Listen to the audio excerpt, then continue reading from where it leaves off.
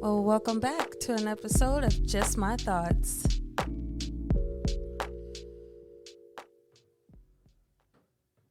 Ladies and gentlemen, what's up? We are back. Me and my wife, we watched the Miss Monique, the comedian slash actress, talk about women wearing bonnets in public. I listened to the Aries Spears podcast. He talked about women wearing bonnets. And these are some of the things that they said. Aries Spears said it was slavish, ghettoish, niggerish, all that. And Miss Monique said we need to care more about our appearance, the way people look at us, and we should not be going to airports looking like this. My thoughts are this. I do agree to a certain extent that, yes, you shouldn't go to your kids' schools with bonnets on, right? But as far as airports are concerned, if you're going to a business meeting or you're going to All-Star Weekend or something, and you're catching a really early flight, you'd have spent $200-$300 to get your weave done or get your hair done. If it's yours or not, whatever you pay for is yours. But if you're going to the airport that early in the morning and you got your curlers and your rollers in your head and everything, I don't see a problem with you wearing a scarf or a bonnet if you're catching a flight really early in the morning. Now, if you're catching a flight 4 or 5 o'clock in the evening, yes, you should not wear a bonnet. But I think so many times with us as African Americans, we judge each other and we make each other feel so bad. You know what I'm saying? Saying it's slavish or it's niggerish is totally disrespectful to those women. Okay? But that's just my opinion. I have my wife here with me today. Say what's up to the people, T. What's up, people? So, I mean, my wife has beautiful hair, so she doesn't have to wear bonnets and she doesn't wear bonnets out in public. But what do you think, Miss Mitchell, about what Monique said about black women wearing bonnets in public? It's ghetto, and Aries Spears saying it's slavish and niggerish. How do you feel about that? I don't think that the wording on that was correct. Right. It could have been a little bit more encouraging. However, I do think that I do feel that we need to not wear bonnets in public, especially if you're going to the grocery store, if you're going to your kid's school. We have hair products that we can use, to maintain until we get to where we need to go or until, we get back home and, do what we need to do. But I feel like the whole bonnet thing, scarf. Got you. So you're not saying it's niggerish and slavish, but you don't agree that women should wear bonnets in public. No. I mean, like I said, if you're going to your kid's school or the grocery store or something like that, no. But I feel like, or the grocery store in the evening, you go to Walmart 3 o'clock in the morning, I don't feel like that's a problem. You know what I'm saying? And like I said at the beginning, if you're got your hair done under that joint and you're catching an early flight, your hair's done under it, I don't really think it's that big of a deal. But this is my problem. If a woman doesn't wear a bonnet, but she wears a scarf, she's going to catch some flack for that. If a black woman wears a hat, with her hair not done under that, she's going to catch flack for that. Look at the gymnast, Gabby Douglas, some years ago, where our own people were talking about her and how bad her hair looks. Was she wearing a bonnet? No, she was not. So I just feel like,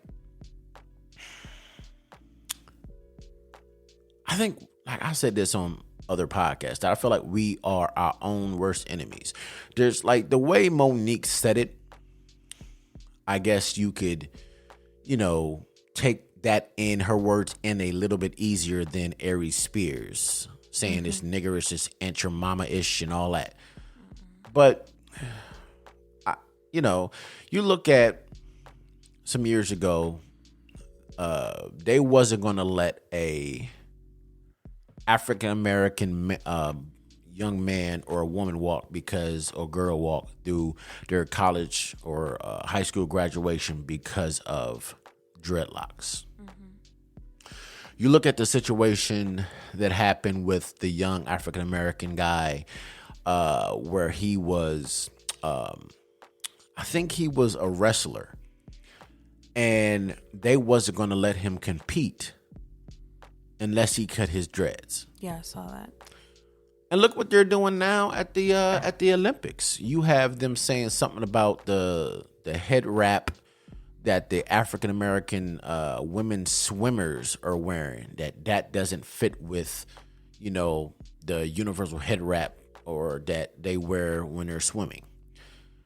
If we have enough going on against us, I don't feel like we need to come out and make a public, you know, make a PSA about bonnets and criticize each other about our hair when we already have enough people that are not from our culture, that are not us, that are not the same color as us. You know, it was Sha'Carri Richardson. It was a journalist that came out and said, look at her hair, look at her nails. What did she say? She said something about steroid use and all this. Okay. Can Monique be mad at that? Can Aries Spears be mad at that? They came out and criticized black women for wearing bonnets and black men for wearing do-rags. So this woman comes out and criticizes this woman's hair and nails. So we can't really be mad at her. What she said was blatantly racist. But I feel like if we gonna jump out the window and criticize our own people, then we can't be that mad. Or the people that criticize those people can't be mad when somebody comes out and say some racist shit. Yeah, I know. And the thing is that I don't know why it always pins to just African Americans, because you have other races that dye their hair. Nothing gets said about that.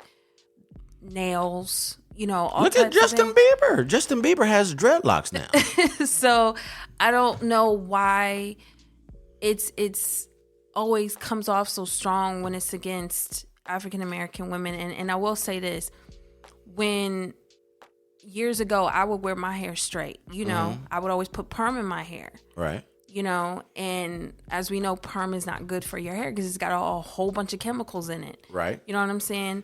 And I just started embracing my natural hair a few years ago and haven't looked back since, and I absolutely love it. And I'll just say this. If you got natural hair, embrace that. Wear it. You know what I'm saying? Do that. You know what I'm saying? I'm not trying to tell you what to do with your hair if you want to, you know. But look at the criticism that they could receive from that. I ain't mean to cut you off, but when we was having our talk the other day, it's an R&B singer that I listen to. I think her name is Christina Savannah or something like that. She would have like the flowing hair or the cornrows and stuff. So she just went natural as well. She went to a business meeting and she had an afro. The people in the business meeting said, we cannot market you with that type of hair. I think no matter what, if she had it straight, bone straight, she had it with body, they would find something else to pick at her about. So they could say what they want about her hair, about the color of her eyes. I mean, you know, it's going to always be something. You know, they're always going to nitpick at something that, you know, to try to make her feel a certain type of. But what they have to also understand is, you can say what you want, but she could just as very well be a strong person and not let that bother her, because, you know, we already see what is already going on in society. We've been seeing it. Right. You know what I'm saying? So we got to get off of this society bandwagon that, you know, oh, Or it has to be bone straight. it has to be bone straight, or it has you. to look like this. Because I mean, let's just be honest, perms ain't good for your hair. It just ain't. Heat ain't good for it. You know what I'm saying? Embrace that naturalness. You know what I'm saying? But at the same time, you're gonna do what you want to do. I can't tell you what to do with your hair anyway. And I'm not gonna sit up here and be phony to my listeners. When my wife first went to this whole natural situation, I wasn't feeling it at all. Still beautiful hair, but I wasn't feeling it.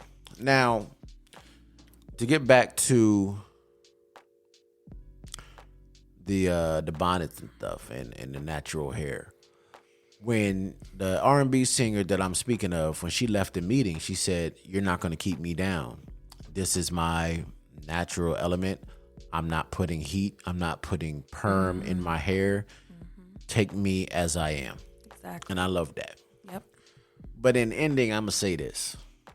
Black women, I love you. I love your cottage cheese. I love your cellulite. I love your the nappiness, whether you cut your hair off or anything. Black women, you are beautiful. Wear your bonnets.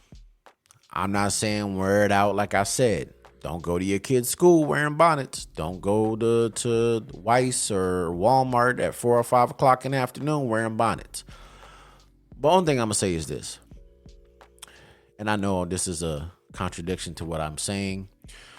But the one thing that I do have a problem with, but I'm not going to say it's niggerish or whatever. Nicki Minaj, Cardi B, some other people having these long weaves all the way down to their feet. I have a problem with that. It looks like a horse's mane. And I don't really feel like we need to do that. Embrace it. Do what you got to do. But having hair that long to where you're walking and it's scraping the ground and we know it's not yours, that to me is just a little over the top. Be you. Celebrate your shit. But I think that's a little over the top.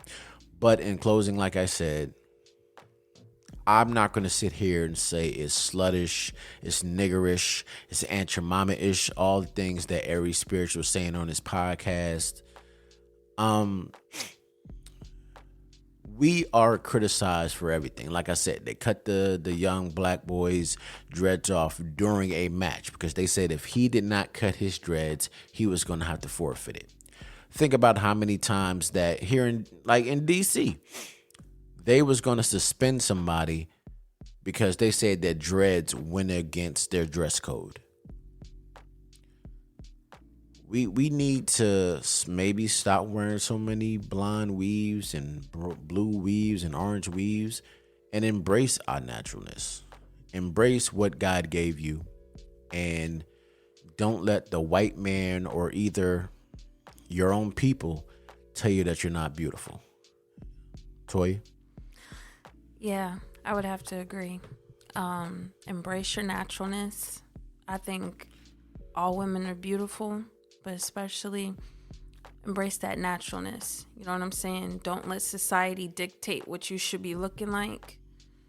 You know, if you know for a fact that you got beautiful hair up underneath of that, you know, that wig or that weave, take it out, take it down. You know what I'm saying? Embrace it. Do what you got to do, because I think a lot of the issues fall within what society is saying that we need to look like, be like, you know what I'm saying? And this is just not for just, you know, black women. This is just for all women, because I've just seen society just do that to, you know, a whole bunch of women, saying you need to look like this. You know what I'm saying? You need to be a size, you know, your waist size needs to be like this. Mm-hmm. Your hair needs to look like this. You need to be this skin tone. And it's gotten so bad that we are literally bashing each other, and it's ridiculous. Yeah, so, I know you got mad at me when I was, you know, saying that I really didn't like your hair at first. And one thing you said to me, and it made me realize, you was like, you are so stuck in what society thinks that a woman's hair should be. And I got a little bit upset, but then the more I thought about it, I'm like, dang, maybe I am used to her hair being permed and straight, and I'm not used to the afro and the little puff. But you're beautiful. I love you, and I love your hair, and I apologize for criticizing your hair. And I guess that's the main reason that I wanted to do this podcast with you, to just apologize publicly for criticizing your hair when I saw how it made me feel when Aries Spears and Monique were criticizing people publicly. And I did it privately, and you made me really, think twice about the way I came at you. So I apologize. That's all right. And for all you guys, this is pretty old, but there is a African American animated short film. I believe it's called Hair.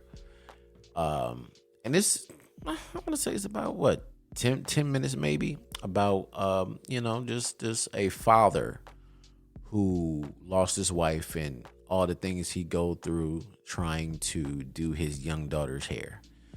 Beautiful movie. So any black fathers, I think you need to watch it. It's a beautiful thing, because I know sometimes I struggle doing my daughter's hair. All right, until next time, we out. Thank you for tuning in. Hit that like button, comment, and subscribe. And until then,